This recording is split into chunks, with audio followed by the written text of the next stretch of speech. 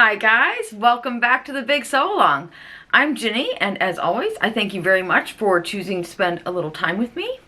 Today you will notice I am wearing my Harper tunic from Elizabeth Suzanne.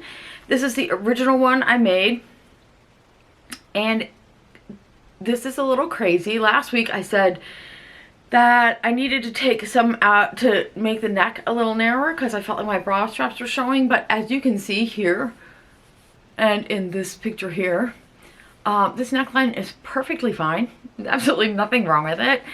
And I actually really, this is maybe the second time I've worn this. I love the way this fits. So, not sure what my head was when I was saying when I thought I needed to alter this. But, because I did alter it, I'll show you how it looks. This is a picture of the one I've just recently made. I was talking about last week. This one is in a 100% cotton ikat fabric, and that is from Fab Ricks. And I'll leave a link to them below. But anyways, I love this fabric. This is one of the lightest, softest ikats I've ever come across. Back to the pattern here. You can see how it fits here. I'm going to hopefully have a picture here of both of them together, or kind of together, so you can see what they look like, the old one versus the new one. The only thing I really did in that newer version is I sliced a 1/2 inch off the center front and I had another 1/2 inch off the center back. I could still get it over my head, so I didn't make the neckline wider, which I thought I would have to do since I took too much off. I like it. I think it's fine. What I neglected to account for was the fact that my sleeves would also be a little bit shorter. Because it's a drop sleeve, so when I shortened the body from the center, it made everything else shorter. So on this one, I do have some of this fabric left, and I think I'm just going to make a, I think I'm going to cut it to like a 3/4 sleeve and just put a binding on the end of the sleeve. After that, I'm going to put my pattern back the way it was originally because I think that I like the original better. But you can see here, anyways, regardless of how I feel about it, you can see what taking 2 inches out of a wider garment can do. It's not a ton, but it definitely makes a difference. I'm going to put mine back in. The other thing I was talking about last week is this baby doll dress from Tropical Research. And this is the way it was originally. And I was talking last week about reducing the amount of fabric in the body. So I did that this week. The original pattern had, I think 80 inches in the circumference of the body, and I reduced it to 60, I think. Pretty sure that that's right. Now, it does look a little different. I also gave it a high-low hem. I shortened the whole thing 1 inch, and then I shortened the center front an additional 2 inches. I'm just going to say before we get into it, I prefer this. I like it a lot better. I feel like I will wear this more. I do think that high-low hem makes a big difference in the way I feel about some of my longer garments. Now, it's funny because it actually looks fuller after I took all that fabric out.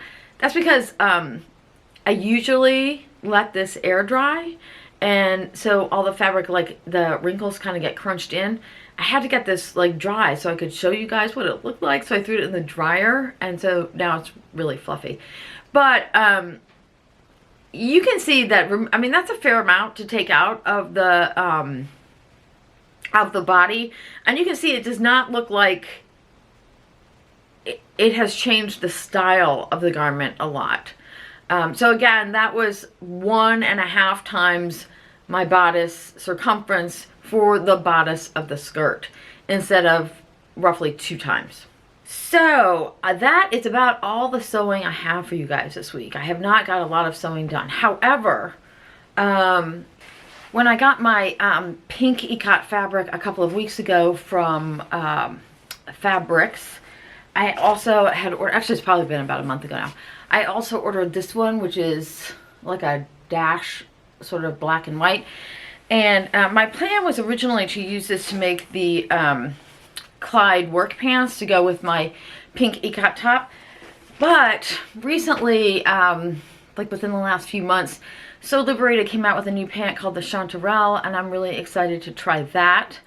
So I have been working on a muslin of that, and I'll show you one of my selfies that I took here where you can see this weirdo like V-shaped wrinkle at the back. So that's what I'm working on getting rid of, and then hopefully I'll have those pants to show you guys next week. I also think I'll have a quick tutorial on another pants alteration for you next week.